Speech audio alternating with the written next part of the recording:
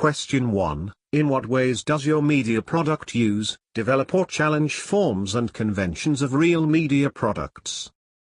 Throughout my media film there are many conventions of the splatter and horror genres, leading me to believe that my product successfully conforms to real media products in most aspects.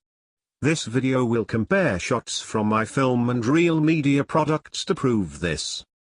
One of the most obvious areas where I have conformed to the genre is the title. Here I chose a jagged, messy font and blood red coloring to reflect the gore happening on screen. This is further emphasized by the blood dripping from the top and the sound bridge, ensuring you still hear the victim's wails.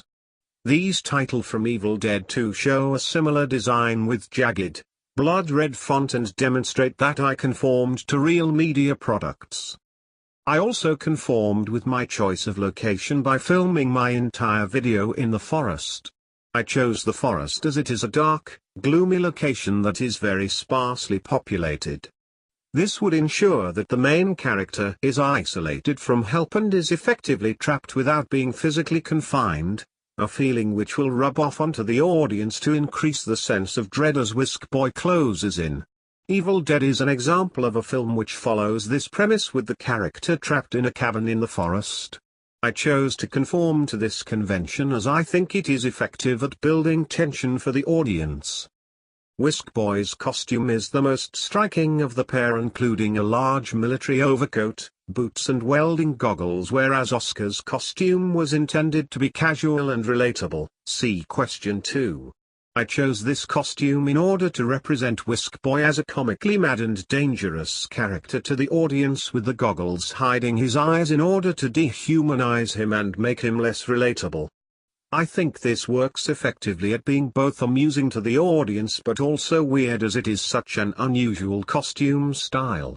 It is similar to the costume of the villain in the splatter film The Reanimator, who wears a lab coat and eccentric glasses, showing that I conformed to the genre. The props present in Whisk Boy is one area where I chose specifically not to conform to the conventions of horror and splatter films, in which it is common to have large and dangerous bladed weapons such as knives, chainsaws and axes. Instead, I broke this convention by using a whisk, which is a common kitchen utensil and normally not dangerous under any circumstances. I chose to break this convention in order to give a comedic twist to the story by including such bizarrity, ensuring that the violence is taken even less seriously than previously. This is slightly similar to the film Planet Terror, in which one of the characters has a machine gun for a leg, a similarly unrealistic but amusing weapon. The introducing shot of the film is a wide angle similar to that of Brain Dead. This effectively establishes the location of my film as the forest, which in turn sets it up to be a horror or action film due to the audience's past knowledge on genre. One area where I didn't conform too strongly to my genre is the cinematography, where I should have included more Dutch angles in order to increase the sense of madness that the audience experiences. This is commonly used in the genre in films like Evil Dead. However, at the time of producing Whisk Boy, I didn't feel confident enough with a camera to think about such rules. The genre of my film is clear through the visuals, where the large amount of gore is present and the only true requirement for a splatter film. Oscar's mutilation is described as body horror, which is when horror is principally derived from the graphic destruction or degeneration of the body. I have followed conventions of the genre here. A great example of a real media text that also successfully achieves this is Brain Dead.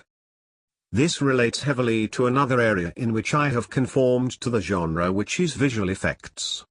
In the creation of Whisk Boy, I used no computer-generated effects but relied entirely on practical effects, which involved lots of fake blood and tubing to pump it. I also made my own stump and crushable head for the film. I chose to conform to this convention of the genre as I think that it looks the funniest on screen, as the results are often quite unpredictable and over-exaggerated.